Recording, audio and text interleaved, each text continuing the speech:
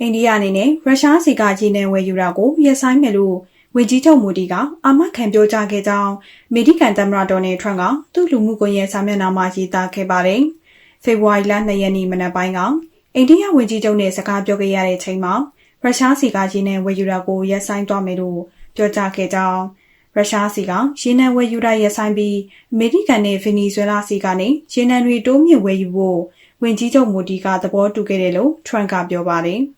ရုရှားစီကနေရေနံဝယ်ယူတာရပ်ဆိုင်းခြင်းဟာအပတ်စဉ်လူထောင်ပေါင်းများစွာသေဆုံးနေရတဲ့ယူကရိန်းစစ်ပွဲအဆုံးသတ်ဖို့အထောက်အကူဖြစ်စေပါလိမ့်မယ်လို့ထရန့်ကပြောဆိုခဲ့ပါတယ်။သဘောတူညီမှုအနေနဲ့သမ္မတထရန့်နဲ့ဒီနေ့ဖုန်းဖြင့်စကားပြောခွင့်ရတာဝမ်းသာမိပါတယ်။အိန္ဒိယနိုင်ငံကထုတ်တဲ့ထုတ်ကုန်တွေအတွက်အခွန်18%အထိလျှော့ချပေးလိုက်တဲ့အတွက်လည်းကျေနပ်မိပါတယ်လို့မိုဒီကလူမှုကွန်ရက်မှာရေးသားခဲ့ပါတယ်။